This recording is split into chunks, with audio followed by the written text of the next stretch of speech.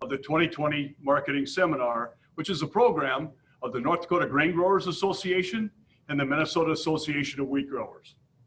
This program is possible through the support of our members. Please consider becoming a member of your state wheat organization. Membership details can be found on the websites ndgga.com and mnwheat.org. We'd also like to thank our sponsors for today's program, Ag Country Farm Credit Services and the Northern Crops Institute. What we're going to do right now is we're going to take a moment to hear a pre-recorded comment from Greg Sopkin, the Region 8 EPA Administrator. He's the administrator with the mountains and plains of North Dakota, South Dakota, Montana, Wyoming, Utah, and Colorado. And so without any further ado,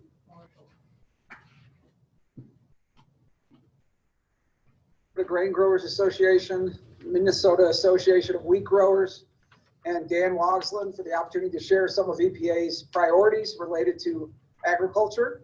I wish I was with you in person.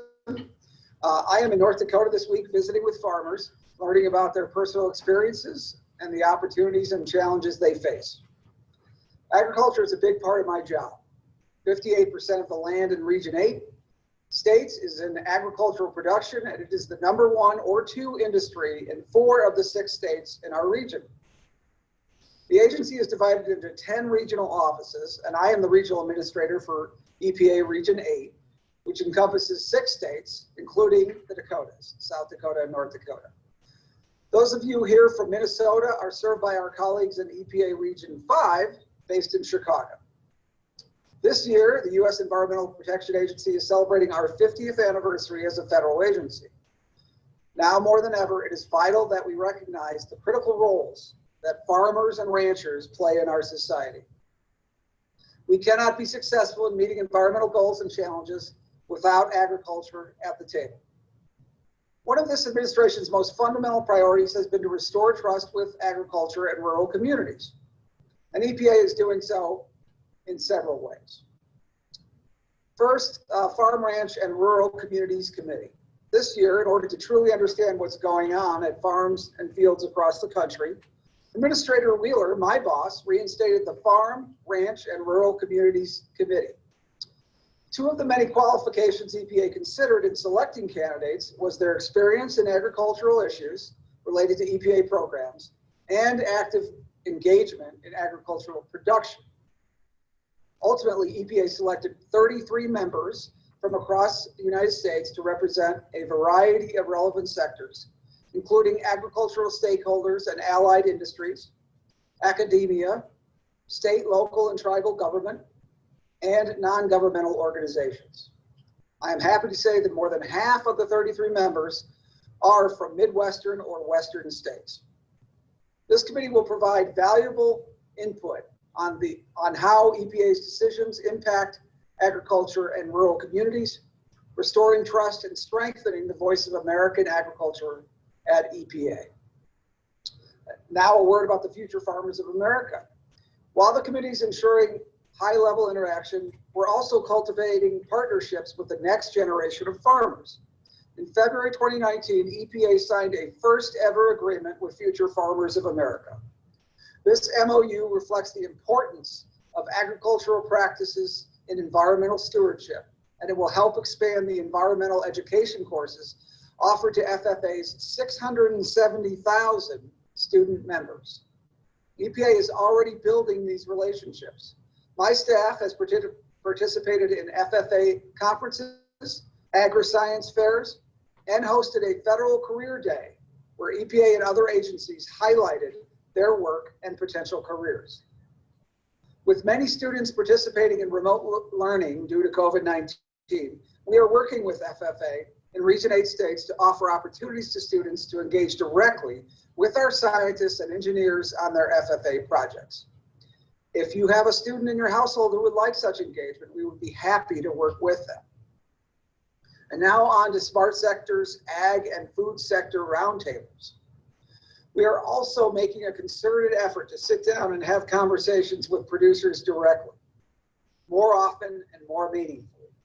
last year, over 650 farmers and ranchers from across the country came to visit EPA headquarters, many for the first time. These conversations are important for EPA. Our great nation has many different ecosystems, climates, and agricultural production methods. And EPA wants to learn about the diverse set of issues impacting producers in their day-to-day lives.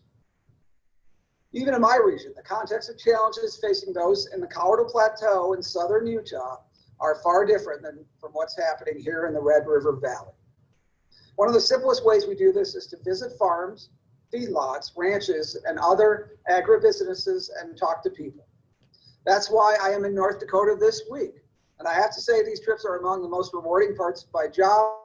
Last year, I did a week-long trip to South Dakota, agricultural trip, and it's one of the highlights of my career at this job. Another way we are learning is through EPA's Smart Sectors program, which seeks to dig a little deeper by bringing people together from our most important economic sectors. Over the past 2 years, EPA Region 8 has held 8 agricultural roundtables across our 6 states, including one in Minot. A common theme that came up in all of these meetings was water quality. And so now, speaking about waters of the U.S., we heard you loud and clear. On April 21, EPA published the revision to the definitions of waters of the U.S., or WOTUS, in the Federal Register. The final rule ends years of confusion with a common sense definition of where the Clean Water Act applies. In North Dakota, over 90% of the waters and wetlands across the state would have fallen under federal purview with the 2015 rule. EPA's new rule includes 4 clear categories of waters that are federally regulated and protects the nation's navigable waters and the core tributary systems that flow into those waters.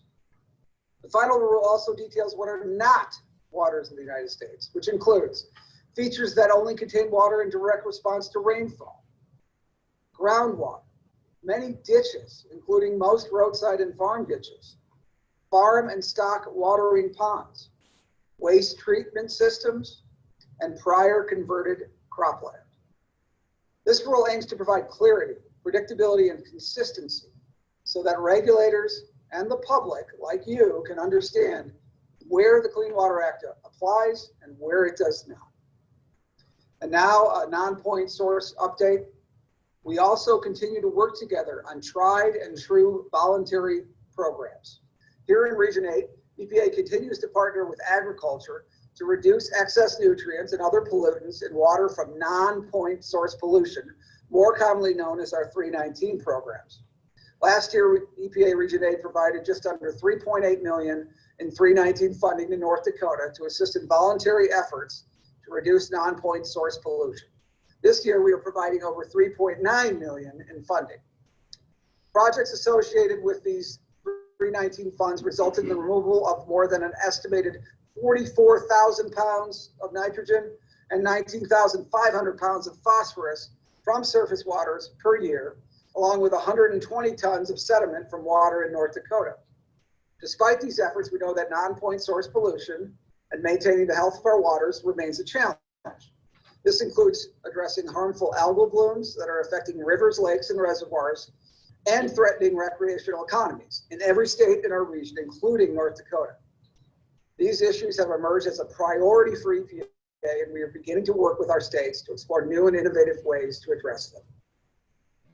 In terms of the COVID-19 pandemic impacts on agriculture, the strides our agency has made in strengthening relationships and restoring trust with the agricultural community were critically important when COVID-19 impacted us earlier this year. Because of these relationships, EPA was able to work quickly to help states and producers with the unexpected issues they were facing. This includes developing a resource for producers to assist in safe carcass disposal, guidance on excess milk and land application, guidance on respiratory protection requirements for pesticide handlers, and flexibility on annual pesticide safety training requirements during the COVID-19 public health emergency. And EPA continues to coordinate with the agriculture industry and our partner agencies to identify solutions for ensuring stability and continuity in the food supply. These are unprecedented times, and they will continue to require collaboration and coordination. So in closing, from improving water quality to ensuring that producers have crop protection tools they need, EPA continues to promote environmental stewardship as partners with the agricultural community. Although this year has been quite challenging, we are committed to furthering our partnerships with farmers and ranchers and address concerns that affect the agricultural community while continuing our mission to protect human health and the environment. Agriculture can expect in the coming years for EPA nationally to have a greater focus on community-driven environmentalism and cleanups closer to home, meeting the 21st century demands for water, creating a holistic pesticide program for the future, and less of an emphasis on climate change. President Trump and Administrator Wheeler have made great investments in this partnership, and we will continue to value and recognize the contributions of American agriculture and our rural communities in protecting our natural resources. Thank you for your time today, and don't hesitate to reach out to me and my colleagues in our Denver office at Region 8 if we can ever be of assistance. Again, thank you for your time.